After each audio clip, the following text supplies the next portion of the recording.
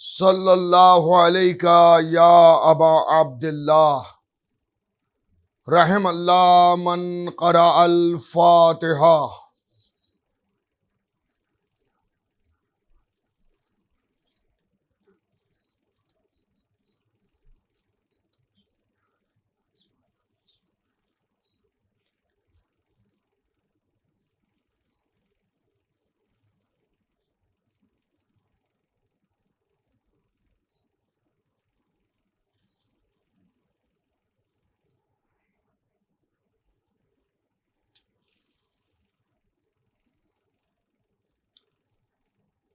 اعوذ باللہ من الشیطان اللعین الرجیم، بسم اللہ الرحمن الرحیم، الحمد للہ رب العالمین، والصلاة والسلام علی اشرف الانبیاء والمرسلین والشفیع المذنبین ابی القاسم محمد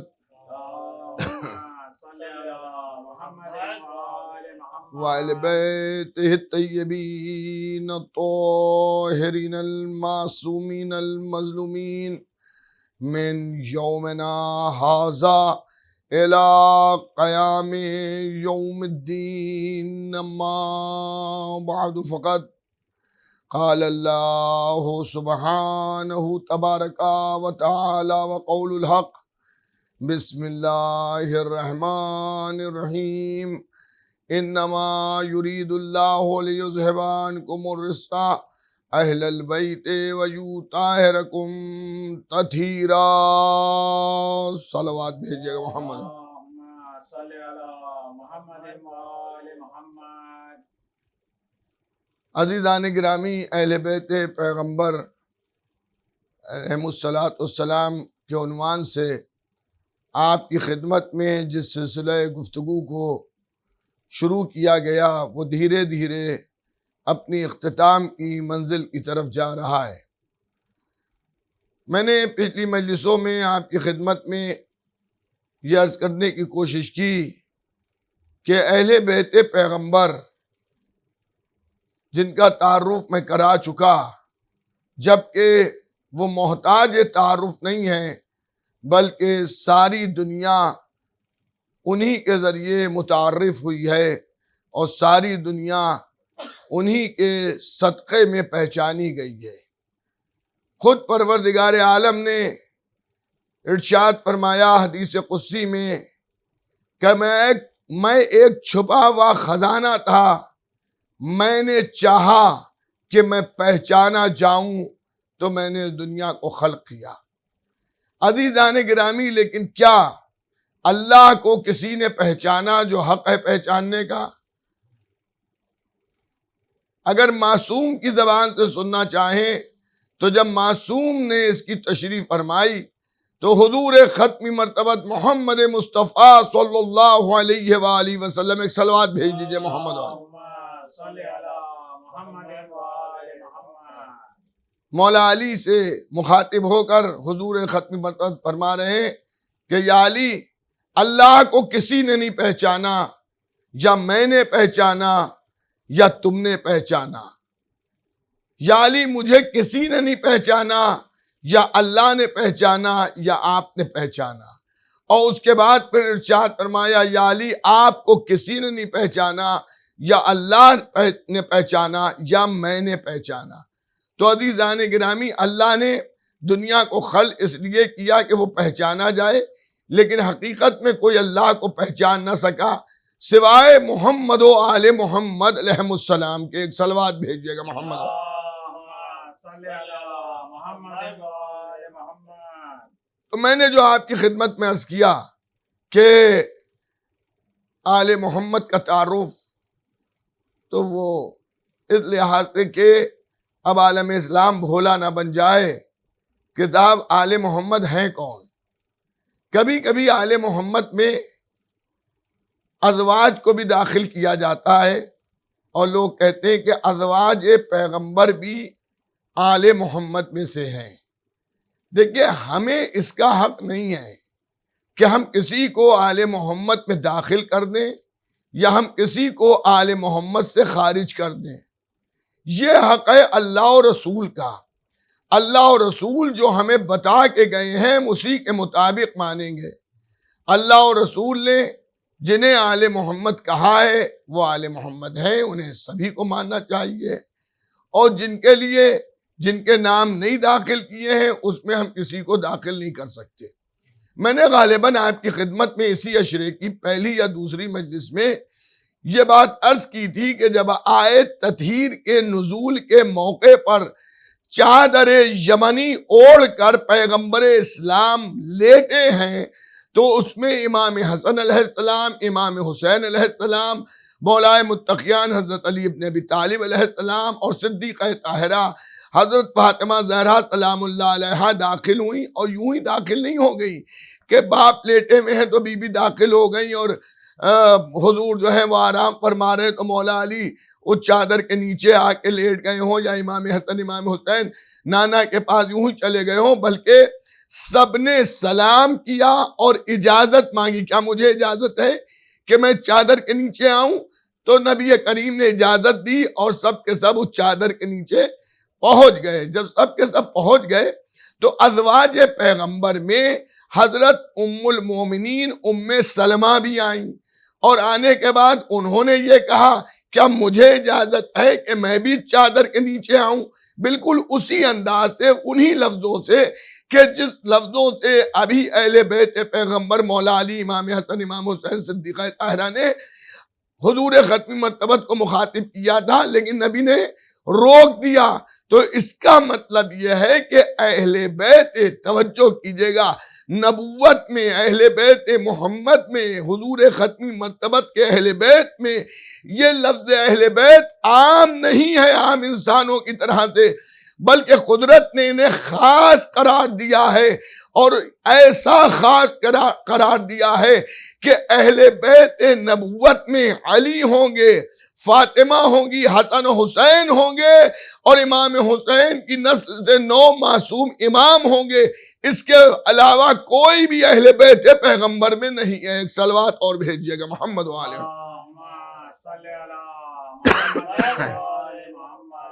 اچھا صاحب، یہ سب اطرت والے اہل بیت ہیں جن کے لیے پیغمبر اسلام نے وقت وفات ارشاد فرمایا تھا کہ میں تم میں 2 گنا باہر چیزیں چھوڑے جا رہا ہوں. ایک اللہ کی کتاب قرآن، اور دوسرے میری اطرت. توجہ رکھیے گا عزیزان گرامی. تو یہ جو ہیں جن کے میں نے ابھی نام لیے، یعنی بی بی زہرا اور ہمارے 12 معصوم امام، یہ سب رسول کی اطرت ہیں، اور اللہ نے اسی اطرت کی محبت کو فرض قرار دیا اور انہی کو اہل بیت پیغمبر قرار دیا. اور یہی وجہ ہے کہ آپ میدان مباہلہ میں دیکھیے، اس کے علاوہ آپ اور مقامات کے اوپر دیکھیے تو ان کے سوا ہمیں کوئی نظر نہیں آتا، کوئی ہمیں نظر نہیں آتا سوائے ان کے. اس میں کوئی جھگڑے فساد کی بات ہی نہیں ہے. دیکھیے، میں نے ایک بات عرض کی تھی کہ رسول کی اکلوتی بیٹی، اس کے اوپر بھی ایک بحث ہوتی ہے کہ صاحب رسول کی کئی بیٹیاں تھیں. میں 1400 برس بعد کا مسلمان، اس دور میں تو میں نہیں تھا. میں تو تاریخ کے ذریعے، حدیث کے ذریعے اور پھر عقل کے ذریعے، میں اس فلسفے کا قائل نہیں ہوں کہ کوا کان لے گیا اور آدمی کہہ رہا ہے کوا کان لے گیا. ارے ہاتھ اٹھا کے دیکھو، لے گیا یا کان لگا ہوا ہے. ہم تاریخ پڑھیں یا حدیث پڑھیں، حدیث قرآن کی آیت نہیں ہے. حدیث میں سچی حدیثیں بھی ہیں، جھوٹی حدیثیں بھی ہیں. حکومتوں نے، دولت مند افراد نے جھوٹی حدیثیں بھی کہلائیں. صاحبان علم اس سے واقف ہیں، اور بہت سی کتابیں مسلمانوں نے اس چیز کے اوپر لکھی ہیں کہ کون سی حدیث سچی ہے، کون سی حدیث جھوٹی ہے۔ بعض کتابوں کے ساتھ لفظ صحیح کا لگنا ہی اس بات کی دلیل ہے کہ کچھ غلط بھی ہے تو یہ صحیح ہے۔ آپ سمجھ رہے ہیں نا؟ تو ہم یہ مانتے ہیں کہ بی بی زہرا حضور ختمی مرتبت کی اکلوتی بیٹی تھی۔ اب آپ یہیں پہ دیکھ لیجئے، اگر اور بیٹیاں تھیں تو آیت تطہیر کے نیچے وہ نظر نہیں آئی سوائے بی بی زہرا کے۔ ہو سکتا ہے کوئی یہ کہے کہ کیونکہ نبی بی بی زہرا کے گھر میں مقیم تھے اور وہیں انہوں نے بی بی زہرا سے چادر مانگی اور وہیں لیٹ گئے، اس چادر کوڑ کے اور وہیں آیت تطہیر کا نزول ہوا۔ تو اب ضروری تھوڑی ہے کہ بہن کے گھر دوسری بہنیں بھی موجود ہوں۔ ٹھیک ہے، بات سمجھ میں آتی ہے کہ آپ صحیح، آپ کی سوچ ہے کہ چلیے بھائی ایسا امکان ہے، لیکن میرے بھائی گھر کے اندر یہ امکان ہے نا۔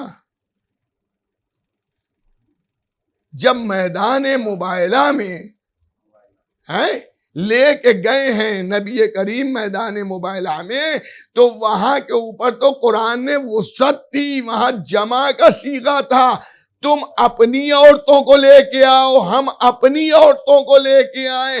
4 بیٹیوں کی بات کیا، اگر 4000 عورتیں بھی لے جاتے نبی کریم تو قرآن روکتا نہیں۔ گھر کے اندر نبی کریم بیٹی کے گھر میں تھے، دوسری بہنیں وہاں نہیں تھی، آپ یہ کہتے ہیں، ہم مانے لیتے ہیں، بات سمجھ میں آ رہی ہے، لیکن میدان میں کیوں نہیں آئے؟ اچھا، آج میں آپ سے ایک سوال کرنا چاہتا ہوں، ہاتھوں کو جوڑ کے دیکھیں، بہت سکون سے اور بھائی چارگی اور پیار اور محبت کے رشتوں کو ملحوظ رکھ کے سننا چاہیے ہے۔ اگر میری بات آپ کی سمجھ میں نہ آئے، 1000 باتیں آپ یوں سنتے ہیں، اسی میں سے بھی ڈال دیجیے گا، اور اگر آپ کی سمجھ میں آئے تو کتب بینی کیجئے، صاحبان علم سے پوچھئے، کتابوں کے حوالے ڈھونڈیے، حدیثوں میں تلاش کیجئے۔ اب تو حدیث کی تمام کتابیں تمام زبانوں میں آ چکی ہیں، اب پورا لٹریچر تقریباً انگریزی زبان میں آ چکا ہے، کم و بیش اس میں آپ تلاش کیجئے۔ میں ایک سوال کرتا ہوں کہ رسول کے کئے نواسے ہیں؟ ذرا رسول کے نواسوں کے نام بتائیے۔ اگر میں مسلمانوں کے بھرے مجمع میں یہ سوال کروں کہ رسول کے نواسوں کے نام بتائیے تو 2 ہی نام سامنے آتے ہیں، حسن اور حسین۔ امام حسن علیہ السلام، امام حسین علیہ السلام، یہ دونوں سگے بھائی ہیں۔ ان کی ماں کون ہے؟ تو ایک چھوٹا سا بچہ بھی جواب دے گا، امام حسن امام حسین کی والدہ ماجدہ صدیقہ طاہرہ حضرت فاطمہ زہرا بنت محمد رسول اللہ ہیں۔ پوری توجہ رکھیے گا۔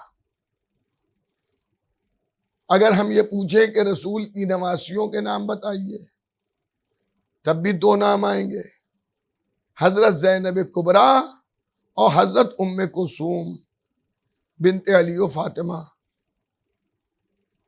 یہ 2 نام آئیں گے۔ تو سوال اس بات کا ہے کہ آیت تطہیر کے نیچے خالی فاطمہ زہرا نظر آئیں، میدان مباہلہ میں خالی فاطمہ زہرا سلام اللہ علیہ نظر آئیں،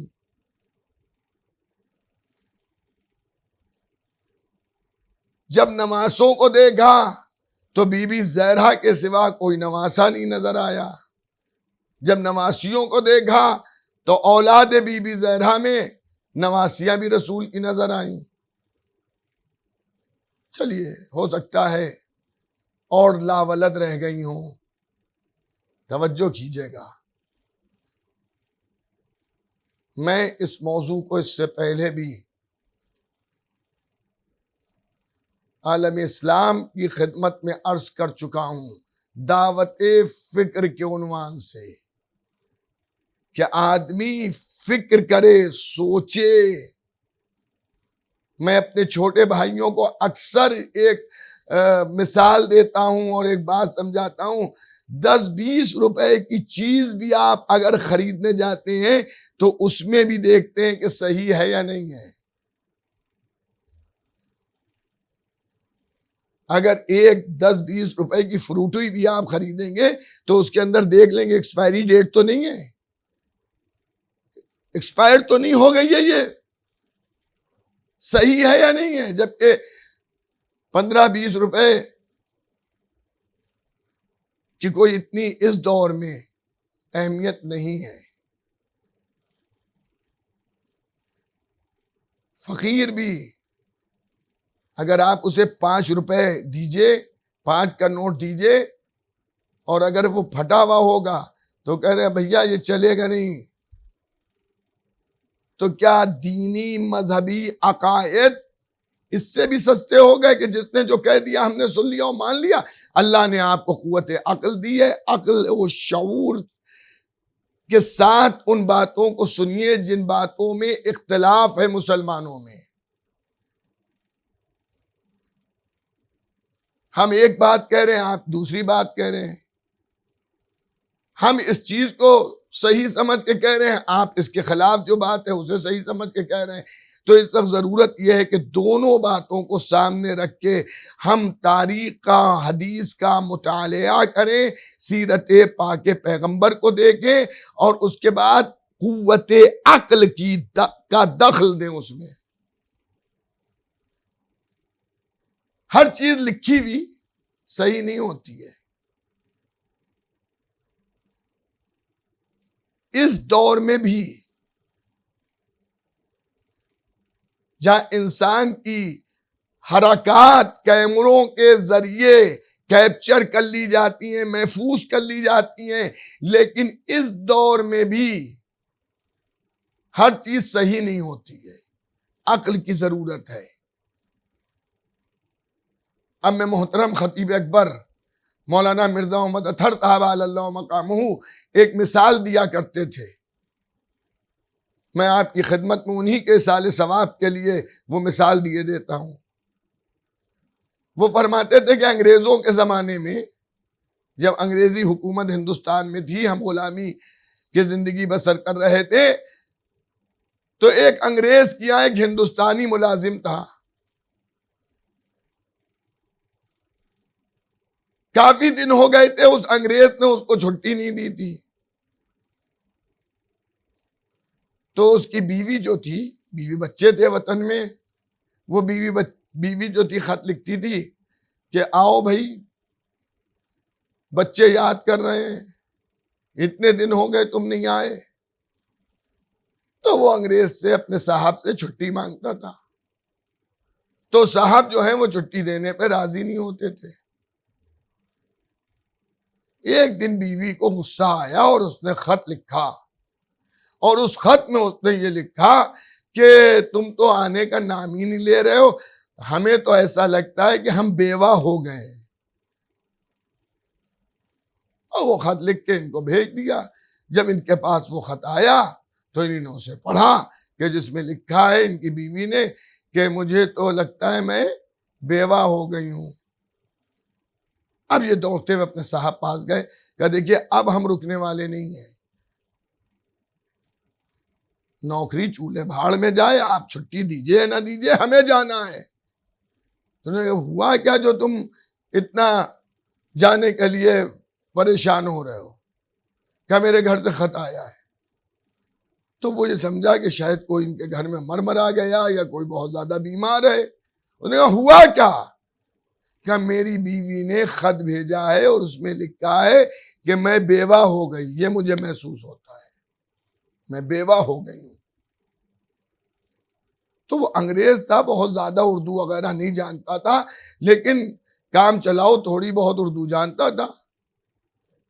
تو وہ ہنسنے لگا تو کہیں گے یہ ہنسنے کی کون سی بات ہے، میری بیوی بیوہ ہو گئی اور تم ہنس رہے ہو۔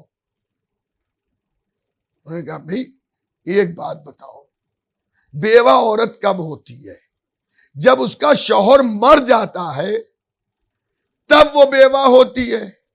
کہاں بات تم صحیح کہہ رہے ہو، جب شوہر مرتا ہے، کوئی شادی شدہ عورت ہے، اس کا شوہر مر گیا تو لوگ کہیں گے یہ فلاں کی بیوہ ہے، بیوہ ہو گئی۔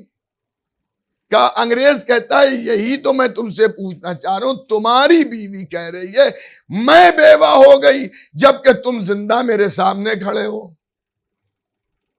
تو اب اس ہندوستانی نے جو نوکری وہاں کر رہا تھا، اس نے کہا یہی تو میری سمجھ میں نہیں آ رہا ہے کہ میری زندگی میں میری بیوی بیوہ کیسے ہو گئی، مگر لکھا یہی ہے خط میں۔ تو بھائی ایسے لکھے کو نہیں مانا جائے گا جو عقل ہی قبول نہ کرے۔ ایک صلوات بھیجیے تو عرض کروں محمد و آل محمد پر۔ آپ سمجھ رہے ہیں نا، ایسے لکھے کو نہیں مانا جائے گا۔ لکھا تو بہت کچھ ہے، عقل کا دخل بھی تو کیجئے، دیکھیے بھی تو، مشاہدات بھی تو کیجئے۔ تو مان لیجئے کہ شہزادی کے گھر سے میں آیت تطہیر نازل ہوئی تو چادر کے نیچے دوسری بہنیں اس لیے نہیں آ سکی کہ وہ اپنی سسرالوں میں تھی، گھروں میں تھی۔ سمجھ میں آ رہا ہے؟ لیکن میدان مباہلہ میں وہ کیوں نہیں آئیں؟ یہ ایک سوالیہ نشان، اس کا جواب ڈھونڈیے، اور اس کے بعد پھر رسول کی جتنی بیٹیاں ماننا ہو آپ مانیے۔ دوسری بات یہ کہ رسول کی دوسری بیٹیوں کی اولادوں کے نام ڈھونڈیے۔ توجہ کیجیے گا میں جو عرض کر رہا ہوں، رسول کی اور جو بیٹیاں تھیں ان کی اولادوں کے نام ڈھونڈیے۔ اگر اولادوں کے نام ہیں تاریخ میں تو بھی دوسرا سوال میرا یہ ہے کہ حسن و حسین علیہم السلام کو تو سب جانتے ہیں، سب مانتے ہیں، یہ کون سی ناانصافی ہے کہ رسول کی ایک بیٹی کی اولادوں کو تو پورا عالم اسلام جانے اور دوسری بیٹیوں کی اولادوں کو عالم اسلام نام ہی نہیں جانتا ہے؟ تو یہ تو غیر انصاف کی بات ہے۔ تیسری بات یہ ہے، توجہ کیجیے گا، کہ چند مسئلے ایسے ہوتے ہیں جس میں جیسی بھی اولاد ہو وہ کھڑی ضرور ہوتی ہے، وہ بولتی ضرور ہے، وہ احتجاج ضرور کرے گی۔ اگر میری 4 اولادیں ہیں اور میں ان 4 اولادوں میں کسی ایک اولاد کو ایک بڑا حصہ دے دوں، مثلاً میرا ایک بڑا سا مکان تھا، ایک باغ تھا، میرے پاس گاڑی تھی قیمتی، اور بھی اسباب تھا، اولادیں میری 4 تھیں، اور میں سارا مال کسی ایک کو دے دوں تو 4 اولادیں جتنی بھی اچھی ہوں وہ زیادہ مخالفت نہیں کریں گی تو رو ہی کے احتجاج کریں گی، اتنا ہی کہہ دیں گی کہ بابا کیا ہم آپ کی اولاد نہیں ہیں۔ اور یہ تو آپ سبھی سننے والوں نے اپنے گھروں میں دیکھا ہوگا، جب آپ کے بچے چھوٹے ہوتے ہیں اس وقت اگر آپ ایک ٹافی اور ایک چاکلیٹ بھی لے کے آتے ہیں اور اگر آپ نے انصاف کے ساتھ نہ بانٹا تو وہیں پر بچے فساد بپا کر دیتے ہیں۔ 2 ٹافیاں بھی اگر کسی کو زیادہ دے دی، 4 بچوں میں کسی ایک کو 2 دے دی، سب کو 1 دی، تو جسے 1 ملے گی وہ احتجاج کرے گا کہ اسے 2 کیوں مل گئی۔ معصوم بچوں کی بھی فطرت میں یہ چیز ہوتی ہے کہ اگر ماں باپ کچھ بانٹ رہے ہیں تو سب کو برابر بانٹیں۔ ہائے ہائے، ہم ہیں خاطی، ہم سے خطا کا امکان ہے، مگر نبی سے تو خطا کا امکان ہے نہیں۔ تو اگر اور بھی تھی تو خالی فاطمہ زہرا کو باغ فدق کا ہبہ نامہ کیوں لکھ دیا؟ ایک اور صلوات بھیجیے محمد و آل محمد پر۔ اللہم صلی علی محمد و آل محمد۔ کیوں لکھ دیا صاحب؟ بی بی زہرا کو ہبہ نامہ باغ فدق کا کیوں لکھ دیا؟ تمام چیزوں کی جاگیر جو تھی وہ ان کو لکھ دی۔ کسی بہن نے کوئی احتجاج نہیں کیا۔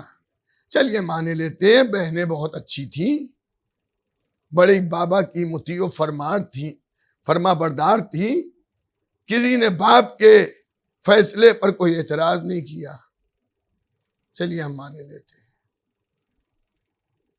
لیکن جب باپ کی وفات ہو گئی تو حکومت نے اس تمام جاگیر پر قبضہ کر لیا۔ دنیا میں بھی ایسا ہوتا ہے، پارٹیشن کے بعد بہت سی مکانات ایسے تھے کہ جو ضبط ہو گئے، جو لوگ مہاجر ہو گئے تھے، ہجرت ہندوستان سے کر گئے تھے، کسٹورین میں ان کے مکان چلے گئے۔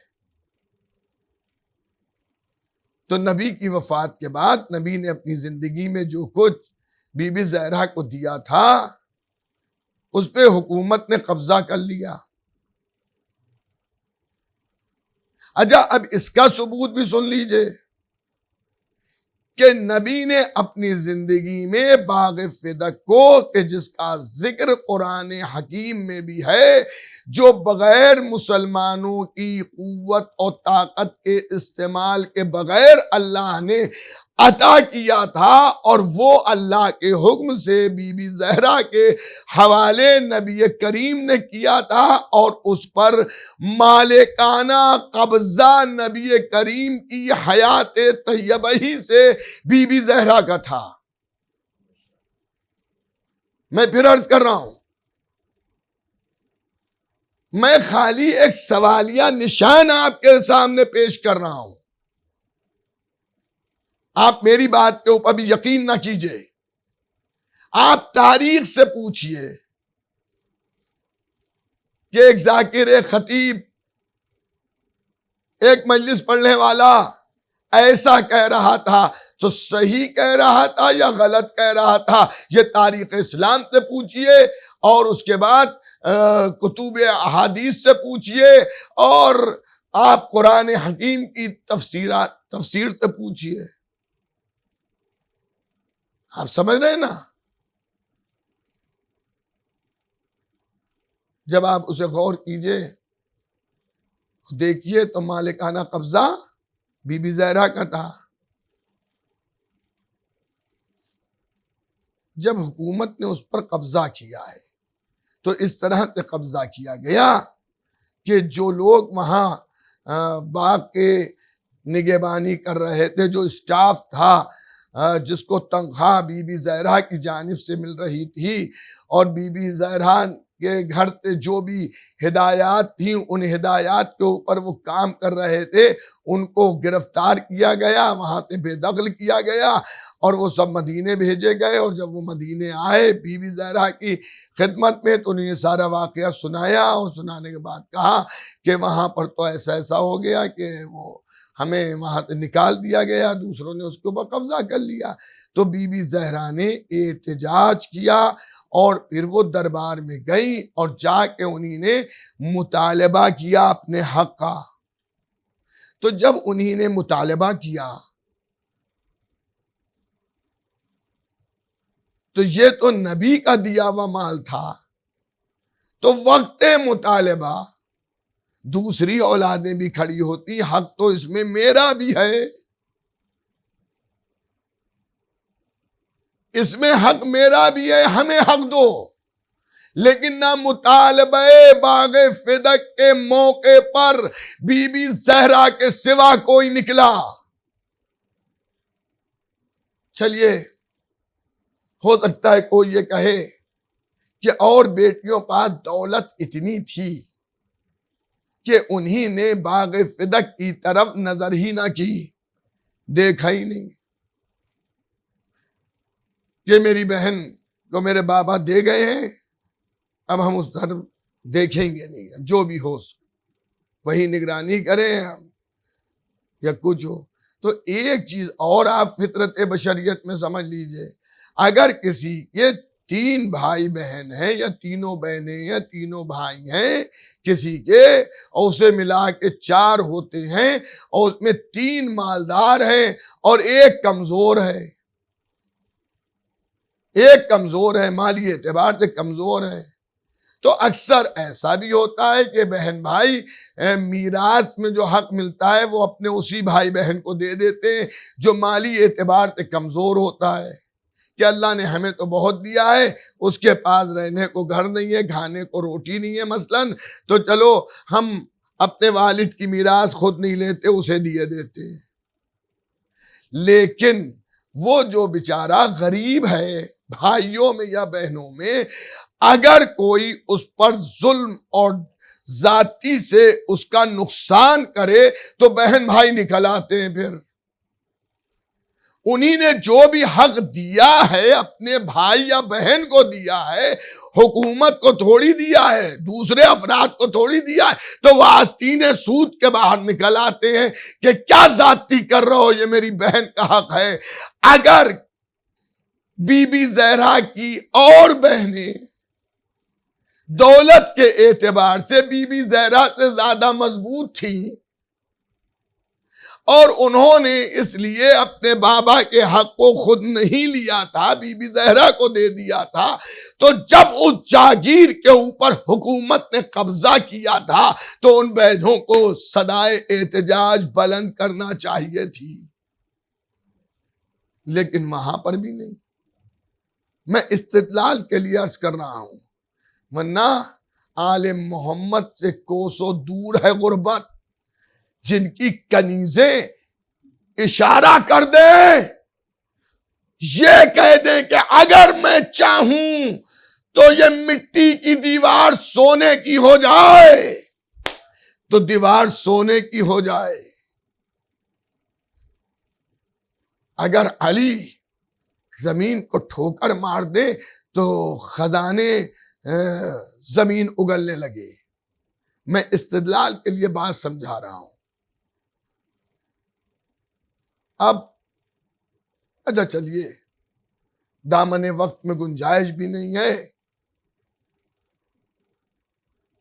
بہت زیادہ تفصیل میں جانا بھی نہیں۔ اب آپ بہت غور سے سنیے گا۔ چلیے، آپ کہیں گے بڑے گھرانوں کی پیسے کوڑی کی گفتگو آپ کیا کر رہے ہیں؟ اے بھائی ٹھیک ہے، اتنا تو مانیے گا کہ ماں یا باپ جب مر جائے تو اولاد کو اذیت ضرور ہوتی ہے، چاہے جتنی بوڑھی اولاد ہو، چاہے جتنی دولت مند اولاد ہو، چاہے اولاد کے سامنے ماں باپ مرے ہوں، چاہے اولاد پردیس میں رہتی ہو، کہیں بھی اولاد ہوگی اس کو افسوس ضرور ہوگا، کہیں بھی اولاد ہوگی اسے افسوس ضرور ہوگا۔ تو حضور ختمی مرتبت کی وفات پر فقط بی بی زہرا کا مرثیہ ملتا ہے کہ شہزادی زہرا نے اپنے بابا کی غم میں کیا کیا کیا اور کیا کیا پڑھا اور کیا کیا کہا، اس کے علاوہ کسی کا کوئی ایک جملہ نہیں ملتا ہے۔ تو عزیزان گرامی، ساری باتوں کو آپ بالائے طاق رکھ دیں، میرا تو صرف ایک سوال ہے، رسول کی کتنی اولادیں تھیں؟ رسول کے جنازے پر آ کے دیکھ لیجئے۔ اگر آپ یہ کہیے کہ رسول کے انتقال کے وقت ان کی اور اولادیں مدینے میں نہیں تھی، تو عزیزان گرامی اگر کوئی پردیس میں ہوتا ہے، ایسے بھی واقعات ہوتے ہیں کہ باپ کا انتقال وطن میں ہو گیا اور اولاد پردیس میں تھی،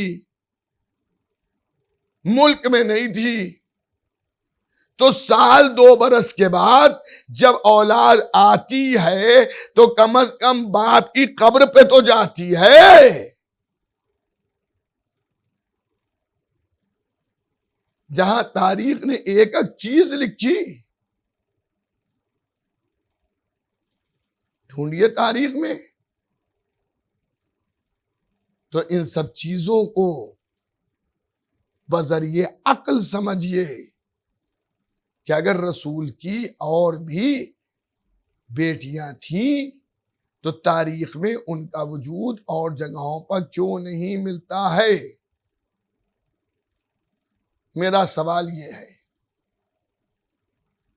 اور 4 کی بات آپ کر رہے ہیں, 4000 ہوں, امت کی ہر بیٹی نبی کی بیٹی بن جائے, لیکن فاطمہ زہرا کے سوا کسی ایک کے لیے بتائیے کہ جب وہ بزم نبوت میں آتی ہو تو نبی تعظیم کے لیے کھڑے ہو جاتے ہوں.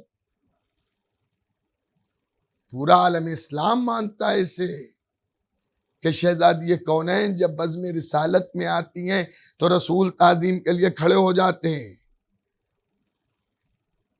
اور اس وقت تک نہیں بیٹھتے جب تک کہ بی بی زہرا بیٹھ نہ جائیں. ہمیں کوئی بیر نہیں ہے کسی سے. دیکھیے, ہم 14 معصوموں کو مانتے ہیں اور دل کھول کے مانتے ہیں. رات کے اندھیرے میں پوچھئے, ہم کہیں گے ہم 14 کو معصوم مانتے ہیں, وہ ہمارے رہبر ہیں اور انہی کے بتائے ہوئے راستے پر ہم چلتے ہیں. دن کے اجالے میں پوچھئے, دوستوں میں پوچھئے, دشمنوں میں پوچھئے. میرے دوستوں, ہمیں کوئی یہ تھوڑی ہے کہ ہم ایک ہی کو مانیں گے. مولا علی علیہ السلام کے خالی 2 فرزند امام حسن اور امام حسینی نہیں تھے. مولا علی کے اور بھی فرزند تھے, جس میں سامنے کے جو سب جانتے میں ان کو گنوائے دیتا ہوں. مولا عباس اور مولا عباس کے 3 بھائی, یعنی حضرت ام البنین کے 4 بیٹے, یہ بھی مولا عباس کے فرزند ہیں. ایک بیٹے کا نام آپ حضرات اور سنا کرتے ہیں, محمد حنفیہ, یہ بھی مولا علی کے فرزند ہیں. اس کے علاوہ اور بھی مولا علی کے بیٹے ہیں. تو ہم خالی یہ تھوڑی کہتے ہیں کہ ہم اوروں کو نہیں مانیں گے, امام حسن امام حسین کو مانیں گے خالی. نہیں, علی و فاطمہ کے جو فرزند ہیں وہ حسن و حسین ہیں. اس کے علاوہ جو فرزند ہیں وہ مولا علی کے فرزند تو ضرور ہیں, مگر دوسری مومنات سے. امام حسین علیہ السلام, امام حسن علیہ السلام, امام زین العابدین علیہ السلام, ہر امام کی اور بھی اولادیں ہیں, لیکن ہر اولاد کو ہم نے معصوم کی حیثیت سے نہیں مانا. جسے اللہ اور رسول نے معصوم بنا کے بیچا اسے ہم نے مانا. حضرت عباس کو ہم مانتے ہیں علیہ السلام کو, ان کے بھائیوں کو ہم مانتے ہیں, کربلا میں مولا علی کے اور جو فرزند شہید ہوئے ہیں انہیں ہم مانتے ہیں, لیکن ان سب کو ہم اس طرح کا امام معصوم نہیں مانتے کہ جس طرح کا امام حسین کو مانتے ہیں.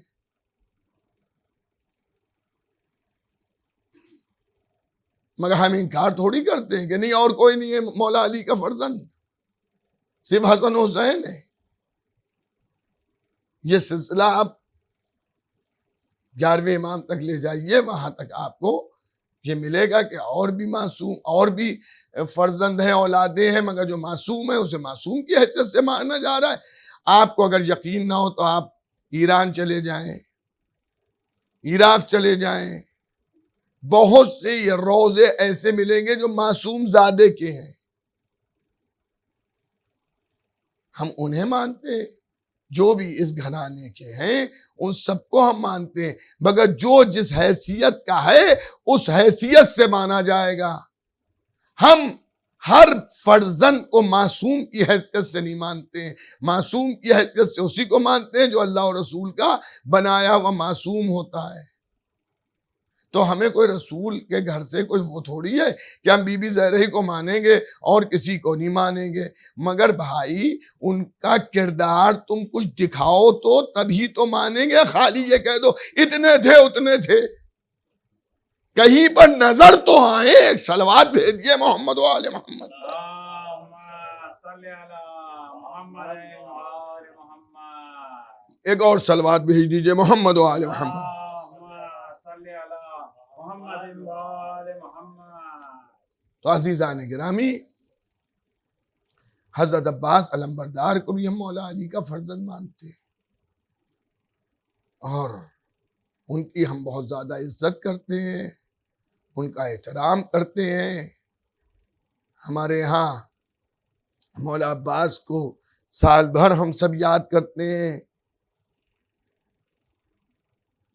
ہم اپنی اولادوں کے ناموں میں، لڑکوں کے ناموں میں مولا عباس کے نام پہ نام رکھتے ہیں. آپ سمجھ رہے نہیں میری بات کو؟ یہ سب ہوتا ہے، مگر ہم انہیں امام میں معصوم نہیں مانتے. امام حسن امام حسین کے برابر نہیں مانتے. اچھا ان کے برابر مانتے بھی اس لیے نہیں ہے کہ وہ خود اپنے کو مولا حسین کا غلام سمجھ رہے ہیں اور وہ خود مولا حسین کی ہاں پہ ہاں اور نہیں پہ نہیں کر رہے ہیں. جو مولا حسین کہہ دیتے ہیں اس سے ایک لفظ نہ آگے کچھ کہتے ہیں نہ ایک قدم آگے بڑھتے ہیں. اگر ٹھٹرتی اور ٹھنڈی رات میں بھی مولا حسین کہہ دے عباس رک جاؤ تو پوری رات مولا عباس اس سردی کی رات میں کھڑے رہے زیر آسمان. اور جب مولا صبح واپس اسی راستے سے جا رہے ہیں دیکھا عباس کھڑے ہیں تو تڑپ کے پوچھا عباس کیا رات بھر یہیں کھڑے رہے؟ تو انہوں نے ہاتھوں کو جوڑ کے کہا آقا آپ ہی تو کہا تھا عباس ٹھہر جاؤ.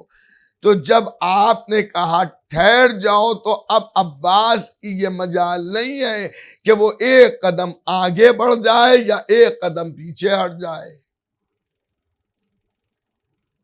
عزیزان گرامی، میں یہ سمجھتا ہوں کہ باب الحوائج مولا ابوالفضل العباس جو باب الحوائج کہلاتے ہیں وہ خالی اس لیے نہیں کہلاتے کہ انہی نے نصرت اسلام میں اپنے ہاتھوں کو قربان کر دیا، ورنہ اس خاندان میں اور بھی افراد ملتے ہیں کہ جنہی نے نصرت اسلام میں اپنے ہاتھوں کو قربان کیا مگر کوئی باب الحوائج نہیں بنا. مولا عباس باب الحوائج بنے. کیوں؟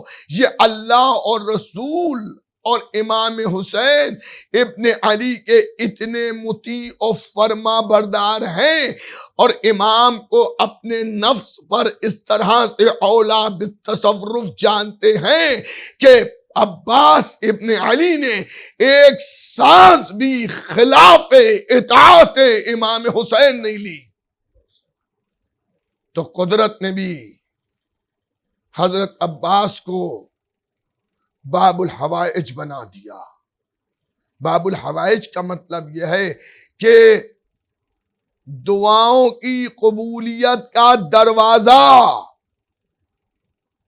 اگر تمہیں اللہ سے اپنی دعاؤں کو قبول کرانا ہے تو باب الحوائج تک آؤ،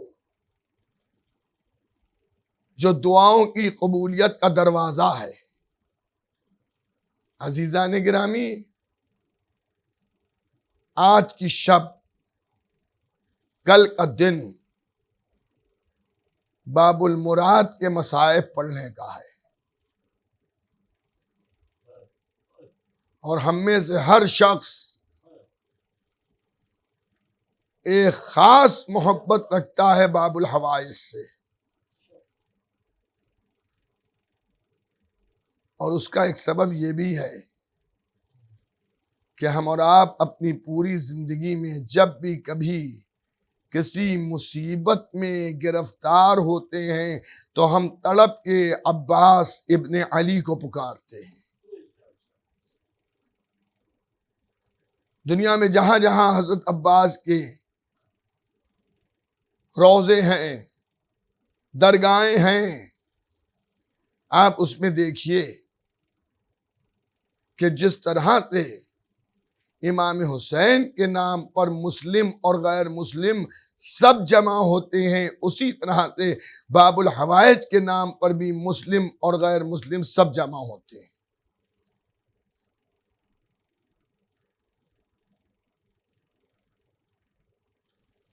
ہمارے شہر لکھنؤ میں بھی کئی روضے ہیں باب الحوائج کے، کئی مقامات ایسے ہیں کہ جو باب الحوائج کی طرف منسوب ہیں۔ اس میں ایک درگاہ حضرت عباس علیہ السلام بھی ہے جو میرے گھر کے قریب ہے۔ ایک دن میں جب زیارت کر کے نکل رہا تھا تو میں نے دیکھا کہ ایک ہندو عورت ایک بڑے خوبصورت سے بچے کو اپنے گود میں لیے ہوئے ہے، اور بچے کو کچھ مرض ایسا ہے کہ وہ ہچکیاں لے رہا ہے اور اس کا جسم ایٹھ رہا ہے جس طرح سے کسی کا دم نکل رہا ہو، اور وہ رو رو کے باب الحوائج سے دعا مانگ رہی ہے، بابا میرے بچے کو صحت دیجئے۔ ہم میں سے جو بھی اسے دیکھ رہا تھا وہ بھی مولا سے دعا کر رہا تھا کہ مولا یہ کچھ سوچ کے آپ کے در پہ آئی ہے، اس کے بچے کو صحت دے دیجئے، شفا دے دیجئے، تندرستی دے دیجئے۔ لیکن اس کی حالت ایسی تھی کہ کسی کو اس کا یقین نہیں تھا کہ اس سے ایسے مریض کو بھی شفا مل سکتی ہے۔ بہرحال اس کا میرے دل پہ بڑا اثر ہوا اور میں نے بھی بہت دعا مانگی، اور جب دوسرا دن آیا، یہ واقعہ بعد مغربین تھا، نماز کے بعد کا واقعہ تھا، دوسرے دن میں پھر گیا اور جا کے میں نے دیکھا کہ وہ عورت کہاں ہے کہ جس کے گود میں بچہ ہے، تو وہ مجھے نہیں نظر آئی۔ تو میں نے وہاں کے اسٹاف سے دریافت کیا کہ وہ جو عورت ایک چھوٹے بچے کو گود میں لے کے آئی تھی اس کا بچہ کیسا ہے؟ انہوں نے کہا ماشاءاللہ وہ صحیح ہو گیا۔ میں نے کہا وہ کہاں ہے؟ تو انہوں نے کہا کیونکہ وہ پردیسی ہے، باہر کی ہے، تو ہم لوگوں نے اسے ایک جگہ دے دی ہے، وہاں وہ اسی حدود میں، درگاہ کے حدود میں وہاں ہے۔ تو میں نے اس کے شوہر سے پوچھا کہ تم یہاں تک کیسے آئے؟ توجہ کیجئے گا کہ میرا بچہ لکھنؤ میڈیکل کالج میں ایڈمٹ تھا، اور کل رات میں جیسا آپ نے میرے بچے کو دیکھا ہے ایسی حالت جب اس کی ہوئی تو ڈاکٹروں نے جواب دے دیا کہ اسے تم اپنے گھر لے جاؤ۔ اب یہ کب ہوتا ہے؟ جب ڈاکٹر نا امید ہو جاتا ہے کہ اب یہ بچنے والا نہیں ہے تو ڈاکٹر کہتا ہے اب گھر لے جاؤ اپنے، تو کہا کہ گھر لے جاؤ اپنے۔ اسی ایمرجنسی وارڈ میں ایک مرد مومن بھی ایڈمٹ تھا۔ اس نے جب ہم لوگوں کو روتے ہوئے دیکھا، وہ کہتی ہے کہ ایک سجن، ایک صاحب وہاں کسی کو دیکھنے کے لیے آئے تھے، اور جو ہمیں روتا ہوا دیکھا اور ڈاکٹر کہہ رہے ہیں اسے لے جاؤ، تو ہمارے گھر والوں نے دریافت کیا کہ اب کہاں لے جائیں، تو جتنے بھی لوگ تھے وہاں پر جمع، انہوں نے کہا بھائی جب میڈیکل کالج میں تمہیں کہہ دیا ڈاکٹروں نے کہ لے جاؤ تو اب کون سا ڈاکٹر بتایا جائے؟ تو اسی میں سے ایک صاحب نے کہا کہ دیکھو کوئی اسپتال تو نہیں ہے مگر ایک درگاہ ہے حضرت عباس کی، اس درگاہ میں جا کر دعا مانگو تو وہاں سے لوگ شفا یاب ہوتے ہیں۔ ہمیں تو یہ بھی نہیں معلوم تھا کہاں پہ یہ جناب عباس کی درگاہ ہے۔ وہ صاحب ہمیں یہاں تک لے کے آئے، یہاں ہمیں چھوڑ کے وہ چلے گئے، اور ہم نے یہاں دعا مانگنا شروع کی، اور اللہ نے ہمارے بیٹے کو صحیح کر دیا۔ ارباب عذاب باب الحوائج کے ماننے والوں، اس کے بیٹے کو صحت مل گئی، مگر احسان فراموش نہیں تھی۔ آج بھی وہ اپنے بیٹے کو لے کے آتی ہے، آج بھی وہ اسے حضرت عباس کا کرم یاد ہے۔ اللہ اکبر، یوں ہی کربلا والوں کے ارد گرد مجمع نہیں جمع ہے. کسی بھی قوم و ملت، مذہب و ملت کا کوئی شخص جب آ کے ان کے دربار پہ بھیک مانگتا ہے تو یہ نہیں دیکھتے ہیں کہ مسلمان ہے غیر مسلم ہے، عزادار ہے یا غیر عزادار ہے. ان کا فیض عام رہتا ہے اور یہ مردوں کو زندہ کر دیتے ہیں، بیماروں کو شفا دے دیتے ہیں، بے روزگاروں کو روزی دے دیتے ہیں.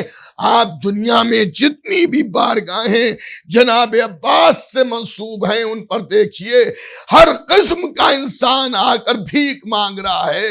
اب ایک جملہ کہہ دوں تاکہ آپ کے آنسو جو آپ کی آنکھوں میں ہیں وہ ٹپک جائیں. اللہ اللہ، جب اس در سے مرادیں پوری ہوتی ہیں، جب اس در سے تمنائیں پوری ہوتی ہیں، تو پھر ایک تصور بہت ستاتا ہے، جو سب کی تمنا پوری کر رہا ہے. اللہ اکبر، اللہ اکبر. سمجھ گئے آپ میرا جملہ کہ میں کیا کہنے والا ہوں؟ جو سب کی تمنا پوری کر رہا ہے اس کی تمنا دل میں گھٹ گئی.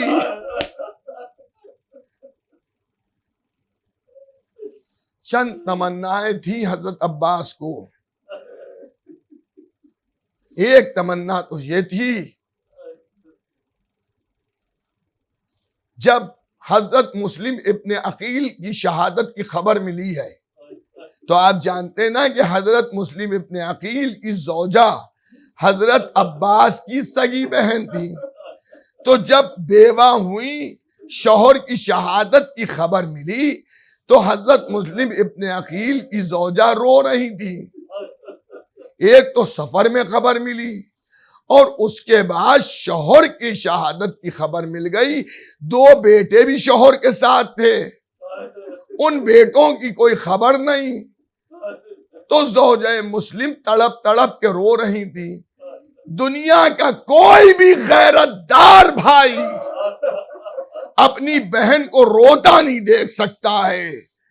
عباس ابن علی نے اب جو بہن کو روتا دیکھا تو خیمے میں گئے، بہن کے بازو پکڑے اور پکڑ کے کہا، بہن، بہادر بھائیوں کی بہنیں روتی نہیں ہیں، آپ صبر کیجئے، عباس کو کوفے جانے تو دیجئے، مسلم کا انتقام عباس لے لے گا.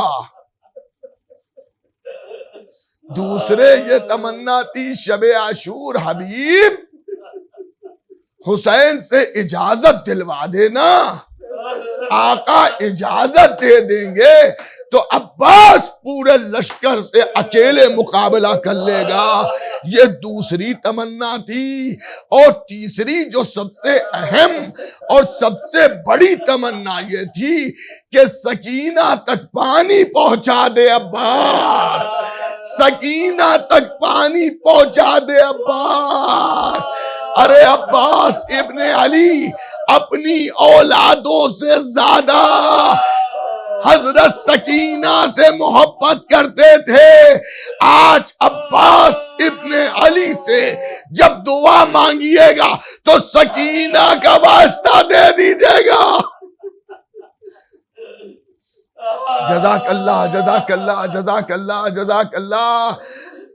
آج عباس کا ماتم ہے، آج عباس کا ماتم ہے. رونے میں کوئی کمی نہیں آنا چاہیے ہے. اب سال بھر اگر جیے تو پھر 8 محرم کو حضرت عباس کا ماتم کریں گے، اور اگر مر گئے تو اپنا سلام آخر ہے. ایک تمنا یہ تھی کہ سکینہ تک پانی پہنچا دیں، اور بچی نے، بھتیجی نے چچا کو مشکیزہ دیا. آپ جانتے ہیں کہ آج بھی عباس کے علم کی پہچان یہ ہے کہ جس علم میں مشکیزہ ہوتا ہے وہ عباس کا علم کہلاتا ہے.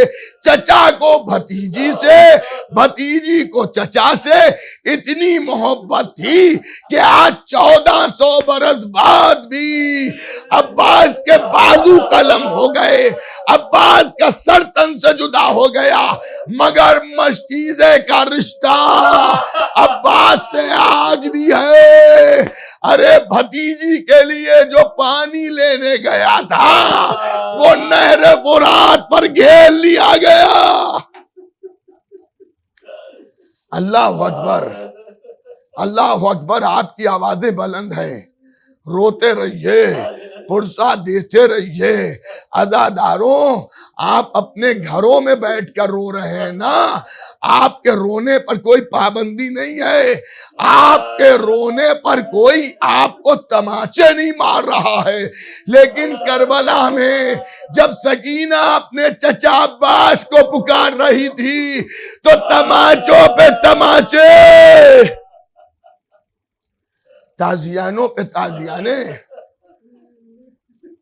بھتیجی کے لیے پانی لینے گئے، مشکیزہ بھرا، چلے، لشکر شام نے گھیر لیا.